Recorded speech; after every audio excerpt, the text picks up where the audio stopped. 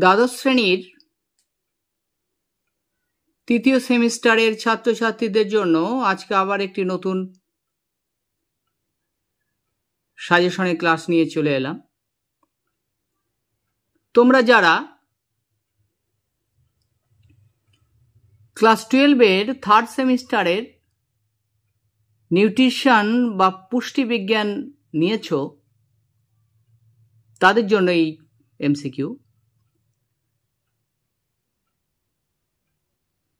তোমাদের 3টে ইউনিট আছে আর প্রত্যেকটা ইউনিটের 2টো করে চ্যাপ্টার। আমি তোমাদের থার্ড ইউনিট আনলাম কারণ আগের প্রশ্নগুলো তোমাদের অনেকেরই হয়ে গেছে, তোমরা রেডি করে ফেলেছো, আর তোমাদের পরীক্ষার তো দেরি নেই, 1.5 মাস মাত্র আছে। তাই তোমাদের জন্য আজকের এই সাজেশন আনলাম শেষের দিক থেকে। ইউনিট 3 চ্যাপ্টার 1 আনলাম, চ্যাপ্টার 2টাও আনবো, এমসিকিউ দিয়ে দিলাম। এমসিকিউগুলো করলে তোমাদের অন্যান্য শূন্যস্থান আর স্তম্ভ বা আর যেগুলো বিবৃতি সেগুলো তোমরা সবই পারবে। তাই এমসিকিউগুলো ভালো করে যাবে, অবশ্যই আসবে। আর তোমরা যারা আমার চ্যানেলের সঙ্গে জুড়ে আছো তারা তো জানো, তারা ফলো করেছো, আগে দেখেছো আমার সাজেশন বা আমার প্রশ্নগুলো তোমরা পড়েছো। যারা আজকে নতুন দেখছো তাদের কাছে অনুরোধ, অবশ্যই তোমরা চ্যানেলটা সাবস্ক্রাইব করে রাখো। আর যারা এখনো সাবস্ক্রাইব করোনি তারা সাবস্ক্রাইব করো, তোমাদের উপকারে আসবে। আর্টসের সমস্ত সাজেশনই তোমাদের জন্য আমি আনার চেষ্টা করব, সব প্রশ্নই। আর তোমরা যারা এখনো সাবস্ক্রাইব করোনি তারা অবশ্যই সাবস্ক্রাইব করে দাও। কাজী সার্চ টিউটোরিয়াল এই এডুকেশনাল চ্যানেল তোমাদের জন্যই, তোমাদের উপকারের জন্যই কিন্তু এই চ্যানেল। তাই তোমরা অবশ্যই সাবস্ক্রাইব করো, বেল আইকনটা প্রেস করে রেখো, আর বেশি বেশি শেয়ার করে দাও। শুধু ক্লাস 12-এর নয়, দশম শ্রেণী ক্লাস 10, 11 এবং বিএরও সব প্রশ্ন, সাজেশন, বোঝানোর ভিডিও সব আসবে। তাই শেয়ার করে দাও বেশি বেশি, সবাই যাতে উপকার পেতে পারে। আর যে প্রশ্নগুলো দিলাম এই চ্যাপ্টারে অবশ্যই ভালো করে যাবে, অবশ্যই তোমাদের আসবে। দেখো, চ্যাপ্টারের নাম হলো খাদ্য বিনষ্টকরণ ও খাদ্য বিষাক্তকরণ। প্রশ্ন শুরু করছি। দেখো, খাদ্য নষ্ট হওয়ার প্রধান কারণ হলো, উত্তর কি? জীবাণুর আক্রমণ। তাহলে খাদ্য নষ্ট হয় কেন? জীবাণুর আক্রমণে। নেক্সট দেখো, চাল, গম প্রভৃতি খাদ্য সামগ্রী পচে যায় না কারণ। চাল, গম প্রভৃতি খাদ্য সামগ্রী পচে যায় না কারণ কি? উত্তর হলো জলের পরিমাণ কম থাকে, কারণ এই খাদ্যবস্তুতে জলের ভাগটা কম থাকে, তাই পচে না। পরের প্রশ্ন দেখো, খাদ্যে জীবাণুর ক্রিয়াশীলতা এবং বংশবৃদ্ধি রোধ করতে হলে তাহলে কি করতে হবে? উত্তর হলো খাদ্যকে শুকনো করে বা বায়ুশূন্য স্থানে রাখতে হবে। শুকনো করে বা বায়ুশূন্য স্থানে রাখতে হবে।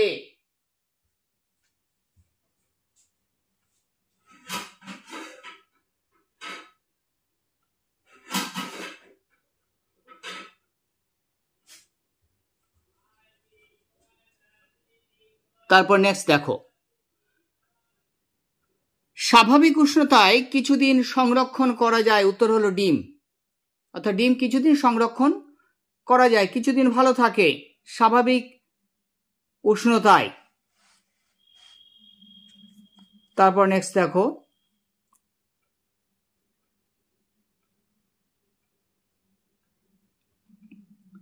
খাদ্য সামগ্রীর পচনে বিশেষ ভূমিকা পালন করে। উত্তর হলো উৎসেচক। তাহলে উৎসেচক খাদ্য সামগ্রীকে পচনে সাহায্য করে। পরের প্রশ্ন, LAB এর থেকে নির্গত উৎসেচক হলো, উত্তর হলো ল্যাকটেজ। ভালো করে পড়ে যাবে প্রশ্নগুলো ভালো করে। আমি তোমাদের এমসিকিউ দিলাম, অপশন দেইনি, ভিডিও বড় হয়ে যাবে বলে। উত্তরগুলো করে রাখলে তোমরা অবশ্যই পারবে সবটা। পরের প্রশ্ন দেখো, সংরক্ষিত মাংস বা দুগ্ধজাত খাদ্যের বিনষ্টকরণ ঘটে। উত্তর হলো সিউডোমোনাস দ্বারা। তারপরে প্রশ্ন দেখো, মাছ, মাংস, শাকসবজি প্রভৃতি হলো। উত্তর হলো পচনশীল খাদ্য সামগ্রী। অর্থাৎ এগুলো রাখলেই কি হবে? পচে যাবে। নেক্সট দেখো, একটি অর্ধ পচনশীল খাদ্য সামগ্রী হলো। উত্তর হলো কুমড়ো। অর্ধ পচনশীল খাদ্য সামগ্রী। পরের প্রশ্ন, দুধে সংক্রমিত হয় এমন একটি জীবাণু হলো। উত্তর হলো সালমোনেল্লা। তারপরে প্রশ্ন দেখো,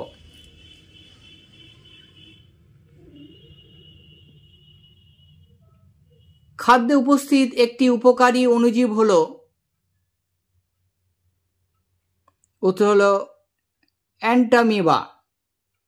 খাদ্যে উপস্থিত উপকারী অণুজীব। পরের প্রশ্ন দেখো, দুধ দইতে পরিণত হলে কি হয়? দেখো, ল্যাকটোজ ল্যাকটিক অ্যাসিডে পরিণত হয়।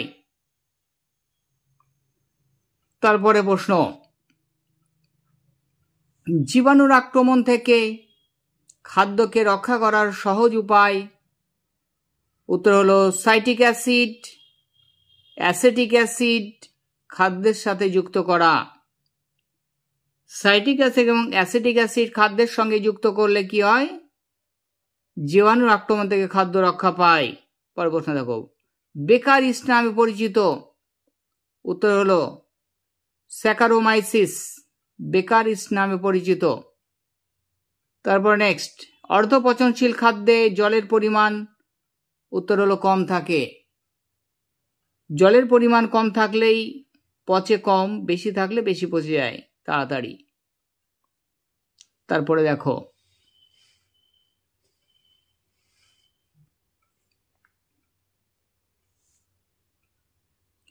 খাদ্যে জীবাণুর অনুপ্রবেশ রোধ করতে সাহায্য করে। উত্তর হলো খাদ্য সামগ্রীর উপযুক্ত প্যাকেজিং। উপযুক্ত প্যাকেজিং হলে কি হয়? তাতে জীবাণুর প্রবেশ ঘটে না। নেক্সট, সালমোনেল্লা টাইফি হলো। তাহলে সালমোনেল্লা টাইফি কি? উত্তর হলো এক প্রকার ব্যাকটেরিয়া। এক প্রকার ব্যাকটেরিয়া।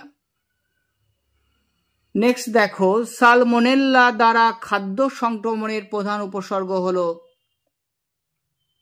উত্তর হলো গোলাপি দাগ গলায়। তা গলায় গোলাপি দাগ।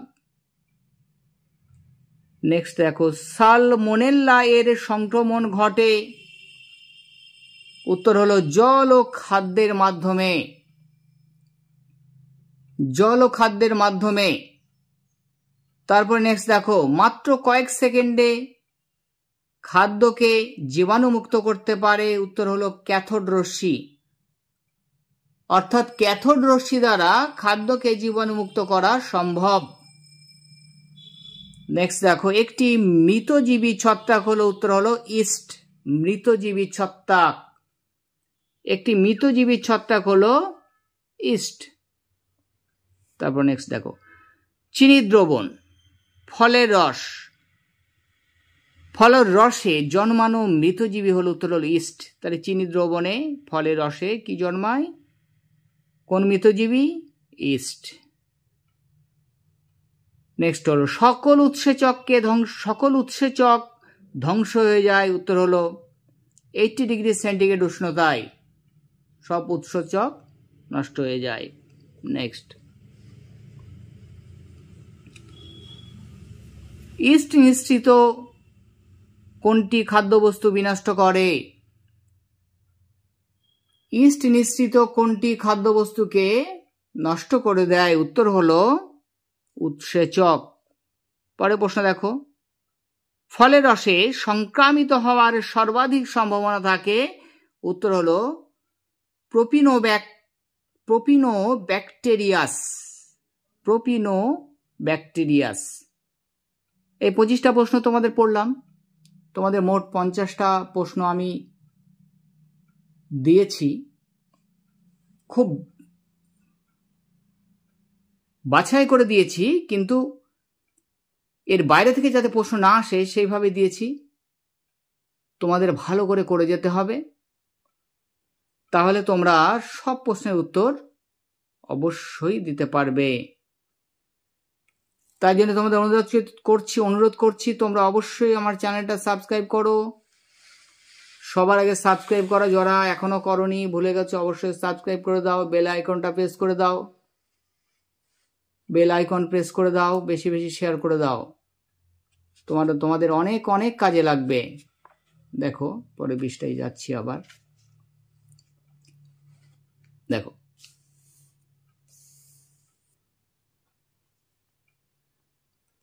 ল্যাকটিক অ্যাসিড ব্যাকটেরিয়ার দেহ নিঃসৃত উৎসেচক হলো। ল্যাকটিক অ্যাসিড ব্যাকটেরিয়ার দেহ নিঃসৃত উৎসেচক হলো, উত্তর হলো ল্যাকটেজ। ল্যাকটেজ। পরের প্রশ্ন, গলায় দাগ ও স্কারলেট ফিভার ঘটে। দেখো কিসের কারণে ঘটে? উত্তর হলো স্টেপটোকক্কাস এর সংক্রমণে। স্টেপটোকক্কাসের সংক্রমণে। তারপর নেক্সট, ফিল্টার প্রক্রিয়া দ্বারা জীবাণু অপসারণ করা হয়। ফিল্টার প্রক্রিয়া দ্বারা জীবাণু অপসারণ করা হয়, উত্তর হলো ঠান্ডা পানীয় ও ফলের রসে। পরে প্রশ্ন, খাদ্যের মধ্যে জীবাণুর বংশবৃদ্ধি রুখতে অনুসরণ করা হয় যে পদ্ধতি, উত্তর হলো হিমঘরে অথবা বায়ুশূন্য স্থানে রেখে। তাহলে জীবাণুর বংশবৃদ্ধি কিভাবে রোধ করা যায়? হিমঘরে রেখে এবং বায়ুশূন্য স্থানে রেখে জীবাণুর বংশবৃদ্ধি রোধ করা যায়। নেক্সট দেখো, রোটা ভাইরাসের সংক্রমণ সর্বাধিক হয়, উত্তর হলো পরিপাক নালীর পাকতন্ত্রী অংশে। রোটা ভাইরাস আক্রমণ করে পরিপাক নালীর পাকতন্ত্রী অংশে। নেক্সট হলো, রোটা ভাইরাস সংক্রমণের লক্ষণ হলো, রোটা ভাইরাস আক্রমণ করলে কি কি সংক্রমণের ফলে কি কি লক্ষণ দেখা দেয়?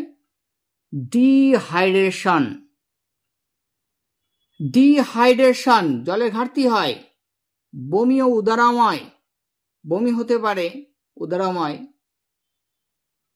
অর্থাৎ পায়খানা হতে পারে। এন্ড শুষ্ক ত্বক ও মুখ ও ত্বক শুষ্ক হয়ে যেতে পারে। নেক্সট দেখো, জৈব অম্ল খাদ্যের পিএইচ এর মাত্রা কি করে? উত্তর হলো হ্রাস করে। পরে প্রশ্ন দেখো, জীবাণুদের বৃদ্ধির জন্য প্রয়োজন, উত্তর হলো, দেখো কিসের প্রয়োজন? উত্তর নির্দিষ্ট মাত্রায় তাপমাত্রার প্রয়োজন। জীবাণুদের কি করে? নির্দিষ্ট মাত্রায় তাপমাত্রায় বৃদ্ধি পায়। পরে প্রশ্ন, বর্তমানে খাদ্যকে জীবাণুমুক্ত করার দুটি প্রয়োগ হলো, অর্থাৎ দুটি পদ্ধতিতে খাদ্যকে জীবাণুমুক্ত করা যায়। একটা হলো ক্যাথোড রশ্মি আর একটা হলো অতিবেগুনি রশ্মি। এই দুটি রশ্মি প্রয়োগ করে বর্তমানে খাদ্যকে জীবাণুমুক্ত করা যায়। নেক্সট দেখো, লবণ মিশ্রিত মাছকে সংক্রমিত করে, উত্তর হলো মাইক্রোকক্কাস জীবাণু। মাইক্রোকক্কাস জীবাণু লবণ মিশ্রিত মাছকে সংক্রমিত করে।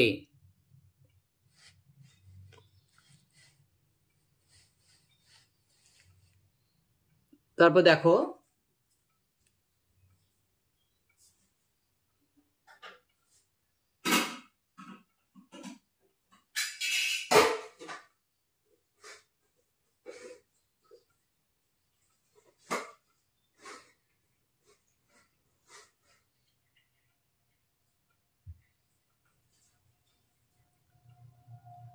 নেক্সট প্রশ্ন দেখো,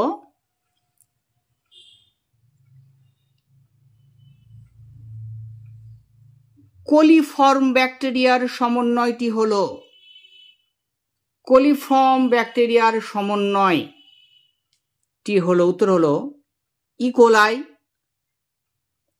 ক্লেইবোসিল্লা,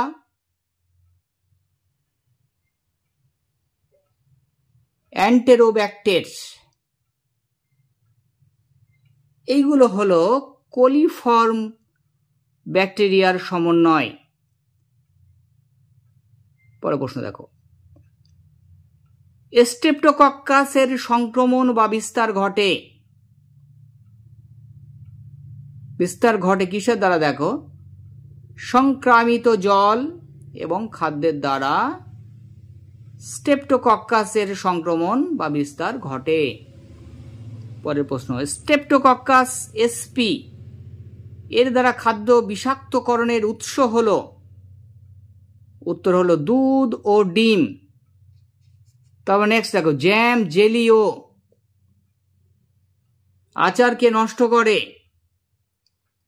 উত্তর হলো ছত্রাক। অর্থাৎ ছত্রাক আক্রমণে কি হয়? জ্যাম, জেলি এবং আচার নষ্ট হয়ে যায়। নেক্সট দেখো, দুধের ক্ষতি সাধন করে, উত্তর হলো কিছু তাপ সহনশীল ব্যাকটেরিয়া। তাপ সহনশীল কিছু ব্যাকটেরিয়া আছে যারা তাপের কারণেও মরে না, তারাই নষ্ট করে। পরের প্রশ্ন দেখো, পাঁচটা করে প্রশ্ন তুলছি, তোমরা স্ক্রিনশট দিয়ে এগুলো রেখে দিও, রেখে দিয়ে লিখে পড়তে থাকবে, তাহলে তোমাদের অন্যদিকে আর তাকাতেই হবে না, এই প্রশ্ন পড়ে যাবে। যতটা সম্ভব আমি তোমাদের শেষের দিকে প্রশ্নগুলো দিচ্ছি সব সাবজেক্টে। আমার চ্যানেলের সঙ্গে থাকো, তাহলে বুঝতে পারবে। পরে প্রশ্ন দেখো, পানীয় জলের কোলিফর্ম ব্যাকটেরিয়ার উপস্থিতি নির্দেশ করে, উত্তর হলো জলটিকে গ্রহণীয় নিরাপদ মাত্রার ঊর্ধ্বে অণুজীব বর্তমান। পরের প্রশ্ন, খাদ্য বিষাক্তকরণের কারণে সংক্রমণ হলে ইনকিউবেশন পিরিয়ড হতে পারে, উত্তর হলো 8 থেকে 72 ঘন্টা, 8 to 72 আওয়ার্স, 8 থেকে 72 ঘন্টা। নেক্সট, ক্লস্ট্রিডিয়াম বিষাক্তকরণ ঘটায়, উত্তর হলো মাংস জাতীয় খাদ্যের। পরের প্রশ্ন, হেমোলিটিক uraemic syndrome, haemolytic uraemic syndrome এর কারণ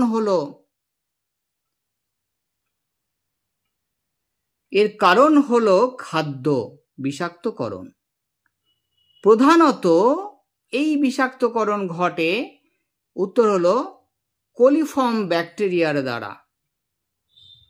আরেকবার পড়ছে দেখো, হিমোলিটিক ইউরেমিক সিন্ড্রোম এর কারণ হলো খাদ্য বিষাক্তকরণ। প্রধানত এই বিষাক্তকরণ ঘটে, উত্তর হলো কোলিফর্ম ব্যাকটেরিয়ার দ্বারা। তাহলে ক্লিয়ার হলো। নেক্সট দেখো, কম উষ্ণতায় খাদ্যের সংরক্ষণ কি হয়? উত্তর হলো অণুজীবীর ক্রিয়া মন্থর করে দেয়। পরের প্রশ্ন, অধিকাংশ রোগ সৃষ্টিকারী অণুজীবের বৃদ্ধি ব্যাহত হয়, উত্তর হলো 4.6 এর কম পিএইচে। পরের প্রশ্ন দেখো, ক্লস্ট্রিডিয়াম পারফ্রিনজেন্স এর বিষক্রিয়ায় খাদ্য গ্রহণের কতক্ষণ পরে উপসর্গ দেখা যায়? উত্তর 8 থেকে 22 ঘন্টা, 8 থেকে 22 ঘন্টা পরে। পরের প্রশ্ন নেক্সট, ক্লস্ট্রিডিয়াম পারফ্রিনজেন্স পরিপাকনালীর কোথায় বসবাস করে, কোথায় বাসা করে? উত্তর হলো ক্ষুদ্রান্তে, ক্ষুদ্রান্তে বাস করে। পরের প্রশ্ন, সালমোনেলোসিস এর কারণ হলো, উত্তর হলো অ্যান্টেরোটক্সিন ও সাইটোপ্লাজমিক টক্সিন, এই দুটি। তারপরে নেক্সট দেখো লাস্ট প্রশ্ন, তেজস্ক্রিয় রশ্মি প্রয়োগ করে কি করা হয়? উত্তর হলো জীবাণু ধ্বংস করা হয়। এই 50টা প্রশ্ন আমি তোমাদের সাজেশন আকারে দিলাম, তোমরা এইগুলো করে গেলেই এই চ্যাপ্টার থেকে যা প্রশ্ন আসবে সব থেকে কমন পেয়ে যাবে। অবশ্যই এতক্ষণ তোমাদের জন্য ভিডিওটা বানালাম, যদি তোমাদের ভালো লাগে অবশ্যই ভিডিওটাতে একটা লাইক দাও, একটা কমেন্ট করো, বেশি বেশি শেয়ার করে দাও। আর আবার মনে করে দিচ্ছি তোমাদের অবশ্যই সাবস্ক্রাইব করে দাও, তোমাদের উপকার হবে, অবশ্যই উপকার হবে। আর শেয়ার করে দিয়ে সবাইকে সাবস্ক্রাইব করতে বলো, উপকার হবে তোমাদের। কারণ এডুকেশনাল চ্যানেল তোমাদের জন্যই আসবে পরপর সব ভিডিও, স্টুডেন্টদের জন্যই, এবং কার্যকরী উপকারী।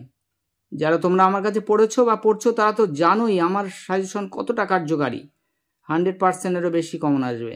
আর যারা জানো না তারা একবার বিশ্বাস করো, চ্যানেলটা সাবস্ক্রাইব করো, প্রশ্নগুলো পড়ে যাও, পরীক্ষা হলে বুঝতে পারবে। তাহলে তো এই পর্যন্ত আজকের ভিডিওটা, তোমরা ভালো থেকো, সুস্থ থেকো, শেষ করলাম তাহলে।